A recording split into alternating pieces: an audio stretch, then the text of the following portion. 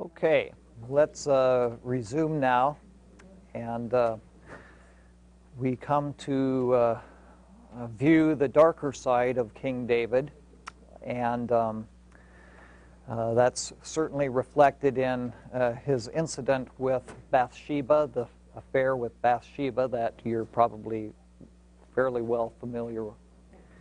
He had multiple wives. We've already seen that, Michal and Abigail, and other concubines as well. But that didn't satisfy him. One day, while the other forces were out waging a campaign, apparently David now felt that he could just stay behind and take it easy in the palace. And so he's one evening looking out over his city from the palace, which overlooked, and he sees a woman who is bathing on the roof. I mean, that was not necessarily all that uncommon. People down below wouldn't be able to see. It was probably one of the most private places. But for the palace, which is above everywhere else, David could see, and he lusted after her, and the lust in his mind and heart then he acted on and summoned her as a subject. She really didn't have much choice. Okay, I mean, here's the king summoning you to come. Her husband, Uriah the Hittite, okay, not even of Israelite origin, but faithful to the Lord, and a Hittite who had been joined into the covenant community and was fighting for God's people out in the campaign, is away. And so David lies with Bathsheba and commits adultery with her. Well, not long after that, she comes to, sends him the message, I'm pregnant. Okay, and Uriah's been away for some time. Okay, so the first sin of lust to the second sin of adultery, and now will lead to a sin of cover-up and ultimately murder. Okay, and you know how David first of all tried to lure Uriah back and get him to have marital relations with his wife so that it would appear that she conceived from him. But he refused to do that because his brothers were out on the field fighting. Why should he then be enjoying these marital pleasures? And so he keeps his distance from her, so that plan doesn't work. Next, David then undertakes to have Uriah killed. And he tells his general here, Joab, send Uriah out, in the front lines, and then retreat and just leave him there to be wiped out by the enemy. And that's what happens. And then David later brings Bathsheba into the palace and marries her. No doubt he was expecting that it would appear like he's being a very gracious and generous man to this woman, the widow of a war hero. But whether or not people bought it or could see what was happening, we don't know. But one person who saw what had happened through the revelation of the Lord was Nathan, that prophet, the one who had come to speak the Lord regularly to David. And he comes to David and tells this little parable and eventually reveals to David, you are the man who has committed these great crimes of stealing another man's wife and bringing about his death. David then repents, says, I have sinned, And Nathan announces absolution, God's forgiveness. The Lord has removed your sin, and yet there will still be consequences for this sin. And Nathan prophesies in chapter 12, verses 10 and 11, "Therefore the sword will never depart from your house, and out of your own household," God says, "I'll bring calamity on you." So the sword will never depart. Now your household will experience trouble and turmoil. Stormy days will follow. And that is indeed the case. In the little parable, which I think you're familiar with, that I don't need to narrate, that Nathan spoke, little parable about how one rich man took another man's beloved lamb, representing how David stole Uriah's wife. Once David had heard that, he said that the man who stole the lamb should pay back fourfold 4 sheep for having stole the lamb. And what you have that follows here are actually 4 of David's lambs, if you will, his sons, who are killed. The first one really is the son, the child who was conceived in adultery, born of Bathsheba. He dies shortly after birth. Okay? But then there are 3 here who are killed by the sword, just as Nathan had predicted. And again, it's a sordid tale of ugliness in a family. And this is all resulting from David's sin and his negligence in terms of leading his children to follow the Lord. The first son who is killed is Amnon, Amnon.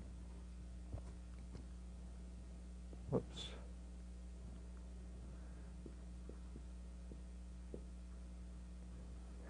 And Amnon actually rapes his half-sister, Tamar. Again, from another, David had multiple wives and concubines, and so this was a half-sister, different mothers, but same father, David. The full brother of Tamar then uses this rape as an excuse then to murder Amnon. Okay, and that son, the half-brother of Amnon that kills him, is Absalom. Okay, Absalom. And Absalom then also eventually seeks to rebel against David, as Nathan had predicted right after confronting David about the sin with Bathsheba. In fact, Absalom almost succeeds in usurping his father with a coup, so much that David has to flee from Jerusalem, and Absalom takes control of Jerusalem. David leaves behind his harem, and Absalom, in public view, then uses David's wives sexually, assumes them as his harem. And so what you had David do in private, take another man's wife, now it's turned against him in public. His own son takes David's own wives, his own harem. Eventually, though, this rebellion, Absalom's rebellion, is rebuked, and Absalom himself has to flee. And in his flight, his long, full, flowing hair gets caught in the branches of a tree, and he's just kind of dangling there. The hair is entangled. He can't, get it disentangled. And his pursuer is none other than Joab, the general. David had said, when Absalom was in flight, he'd said, go and capture him, but nobody kill him. Take him alive. Nobody kill him. Joab disobeyed David's orders there, and as Absalom is hanging there, Joab uses his dangling body kind of as target practice with javelins. So Absalom now is dead. Okay? And then the third one who dies at the sword will be David's son Adonijah. And this will happen after David himself dies, and in the contest for the throne between this son Adonijah and the other son Solomon. Okay, so in that conflict, Adonijah will be killed.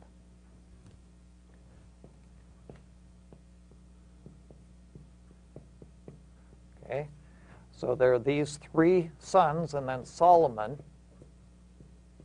The first baby is unnamed, but then these three are all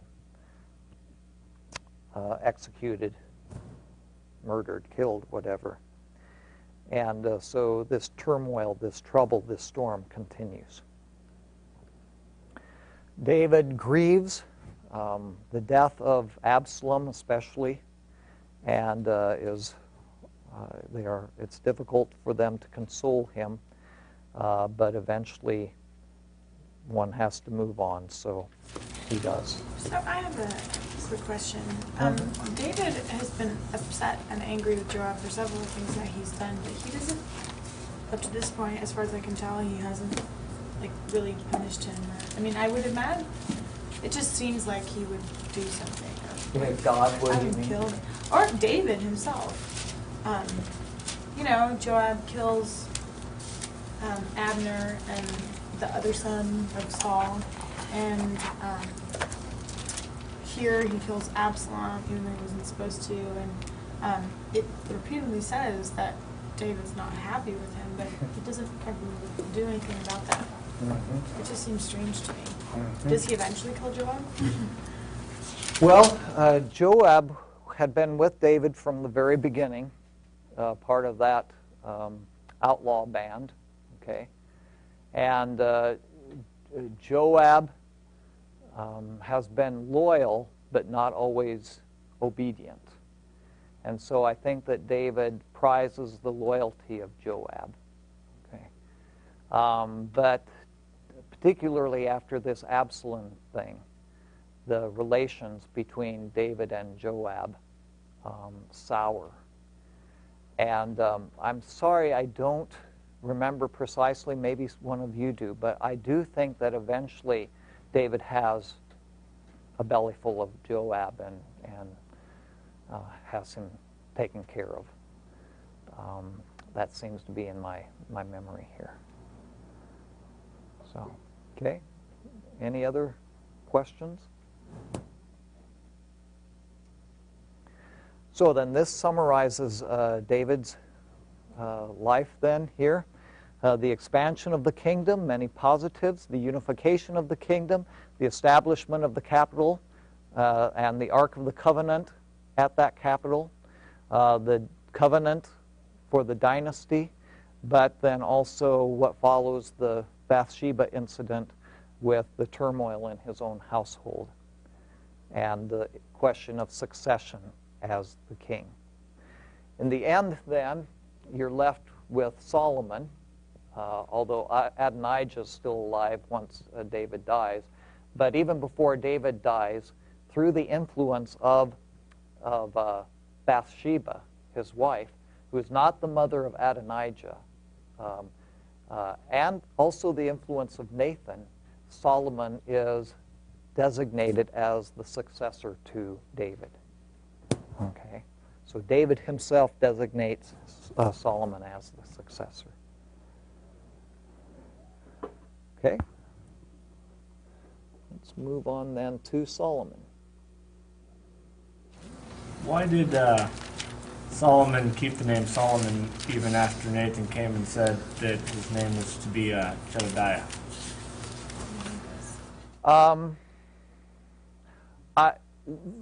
He then assumed both names, okay? So, and this is not uncommon that you find oftentimes in the Bible, especially the Old Testament, that there are multiple names, sometimes two names. For example, in Moses' father-in-law is Jethro, but he's also referred to as Reuben, okay? And then there are some times when a name is given by a prophet, a new name is given to someone, and you'll see it kind of alternating between both names. You look at Jacob. I mean, Jacob was given the name Israel, but then also sometimes he's referred to as Jacob, still thereafter as the God of Abraham, Isaac, and Jacob. So it's kind of a parallel name then, another name to be used. Okay. Any other questions? Okay, let's move on with Solomon then.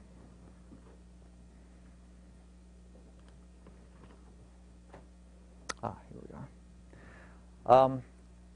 Solomon now begins,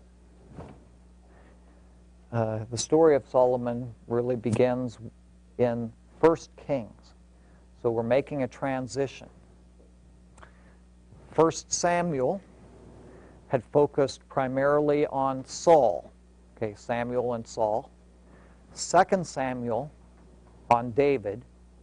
Now, 1 Kings will make the transition from David to Solomon. His reign is 960 to 920 BC. So just as David's reign was 40 years, from 1000 to 960 BC, so Solomon's reign will be 40 years, 960 to 920 BC. And this is something that you need to recognize, that he is the son of David through Bathsheba, the woman that David had adultery with and then later married. He is not, obviously, the son who was conceived from that adulterous affair. That son died. He's a later son, born later, but through Bathsheba. And it's during the time of Solomon that you continue this golden period of Israelite rule. And it's a united kingdom here, both the south and the north. You notice that there are no tribal distinctions because Solomon further consolidates Israel even beyond what David did into more of a unified state than a confederacy of states, more of a federal organization. Solomon had been anointed as king even while David was alive. David with his lyre in this classical artwork. Oftentimes you know who David is. He's always got his lyre next to him. And so David is approving of the appointment of Solomon as the king who will succeed him. Okay? And so Solomon then assumes rule from the capital in Jerusalem. But Gibeon is important because shortly after Solomon begins his reign, he goes to Gibeon and is during his sleep is communicated to by the Lord, and the Lord asks him, I want to bless you as I blessed your father David. Ask anything of me. Okay? It's kind of like a genie coming out of the brass lamp saying, your wish is my command. Okay? Ask anything of me, and I will grant it. And Solomon ponders this, and he could have gone for wealth. He could have gone for might. He could have gone for glory, but he goes for wisdom. And God says, you have chosen well. Good choice. And so because you have chosen wisdom, I'm also going to give you those other benefits as well. Wealth and stability and secure reign and glory as well. And so Solomon is noted for his wisdom. Last night, my wife and I and my father went to see Fiddler on the Roof. Okay, and Dave, you said you were there, some of the others of you. Don't miss it if you have the opportunity, especially with this beautiful weather that we're having here. Sunday's the last night, and there are the free seats in the back, but it's a wonderful performance. Amen, people? Yeah, it's really great. But, of course, it's set in a Jewish context in Russia, and Tevye is frequently referencing Solomon and the wisdom of Solomon. He becomes almost proverbial for the epitome of the wise man. And perhaps one of the most memorable instances that demonstrate his wisdom is the time when two women come before him for a decision. They both claim that this baby is theirs. One baby had been accidentally killed, and now they're both claiming this baby is theirs. And Solomon says, okay, well, I'll settle this with equity. Bring me a sword, we'll cut the baby in half and give half to each of you. And immediately the real mother says, no, let the other take the baby. And he's able to say, I know who the real mother is here, and give the baby to the real mother. So that becomes, he becomes famous for his wisdom. That's why we'll next move into the wisdom literature, because it's associated with Solomon, and in fact he is credited and without doubt wrote a lot of the wisdom literature in the Bible. His renown for wisdom spreads so far that the Queen of Sheba comes to test him, to really see for herself how wise he is. And Sheba probably is in Arabia, so much farther south, the Arabian Peninsula, probably far down on the kind of coast of the Red Sea down there. So that's probably where she came from. But the Ethiopians claim that Sheba was Ethiopia, and that she had come from there. And there's a tradition in Ethiopia about the Queen of Sheba coming. She brings as presents to Solomon about 4.5 tons of gold and many other riches, as you can see kind of demonstrated here. And so that's her present to him. And again, if you go with the Ethiopian tradition, he gives her a present as well of impregnating her. Okay, so that she goes back to Ethiopia and bears a son, and the Ethiopians will claim that their monarchy derives all the way back to Solomon.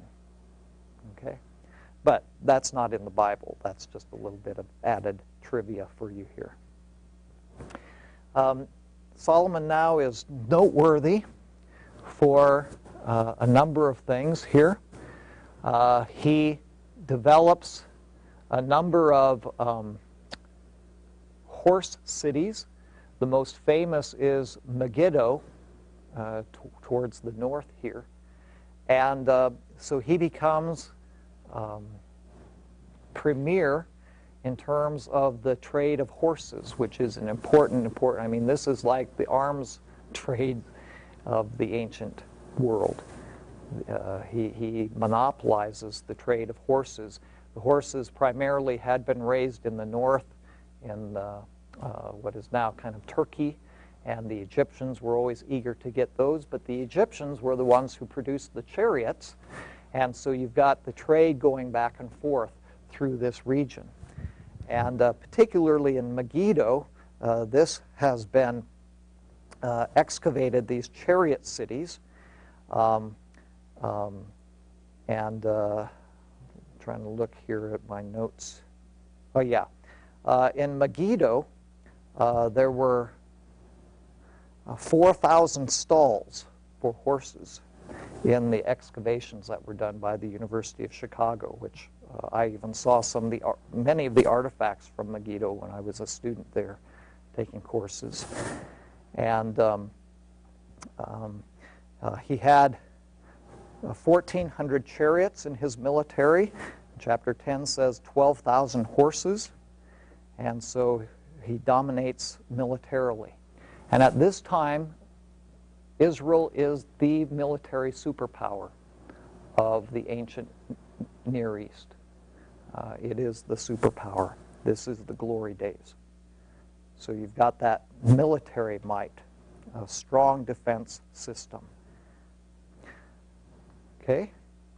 He also develops trade, and this promotes the wealth of his kingdom as well.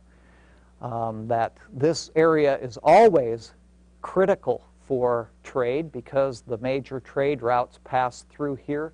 You've got desert over here, so between Egypt and Mesopotamia, trade is always going to be passing through. He capitalizes on that, but he also then develops a port here down here at the Gulf of the Red Sea, Ezion Geber, and develops a fleet. This is the first time that Israel has a fleet. And so you've got the Phoenicians here who have a fleet in the Mediterranean. There's no Suez Canal for ships to get through. And so this becomes then the area where trade can pass from the Mediterranean into the Red Sea and then east to Arabia and India and so forth. So you've got this connecting place for trade and commerce with the Phoenicians. And there is a significant alliance always with the Phoenicians, not only with David, but with Solomon, with Hiram, the king of the Phoenicians. Okay? Solomon embarks on a major building program. Again, these major fortresses of Hatzor, Megiddo, Gezer are some of the most significant. This is a pathway, major route from the sea to Jerusalem, so to protect the route to Jerusalem, and especially since there still are Philistines here, even though they've been pretty much neutralized, that's important. And most memorable of all is his building of the Temple of Jerusalem. Remember in 1 Samuel 7, God had told David, you don't build me a house, I'll build you a house, a dynasty. But then God went on to say, but your son will build me the house. Your son will build me the temple. And so David himself begins assembling the materials, getting everything ready for the temple to be built by Solomon, his successor, his son. So the temple is to be built then by Solomon. And it takes about 7 years for the temple to be built. Solomon also expands the royal palace. It takes actually 13 years for that to be built.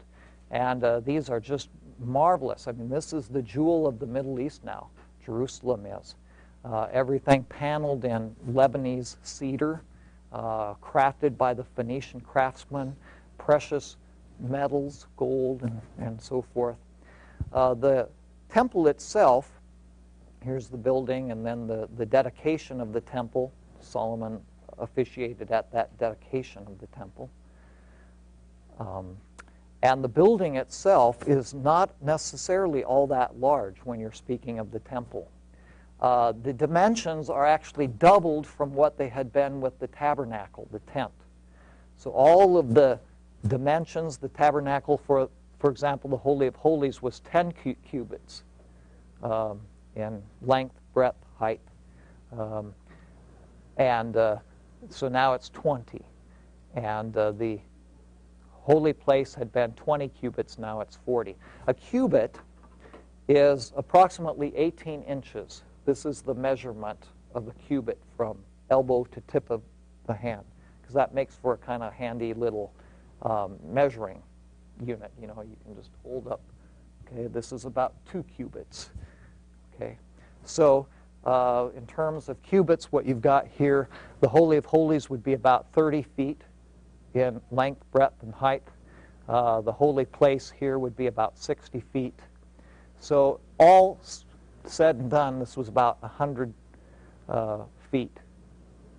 So not all that large in size, but it was made up in terms of the beauty of it and the splendor and the gold. I mean, everything inside, not only those the furnishings like the lampstand and the altar of incense and so forth, is gold, but much of the paneling is overlaid with gold. In fact, it's all overlaid in gold.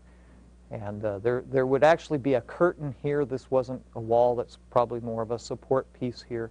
A curtain then that was heavy fabric embroidered. So wonderful fabric. The Ark of the Covenant, of course, was placed in here as the throne.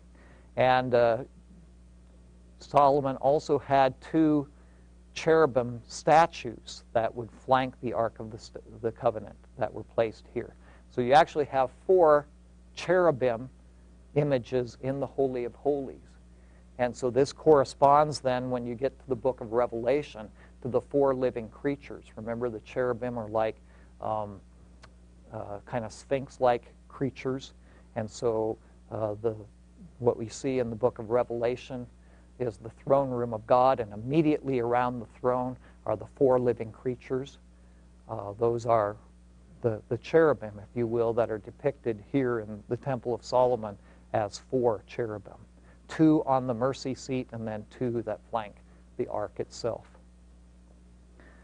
Okay? So there you have the temple. This is also a great time of prosperity for Israel.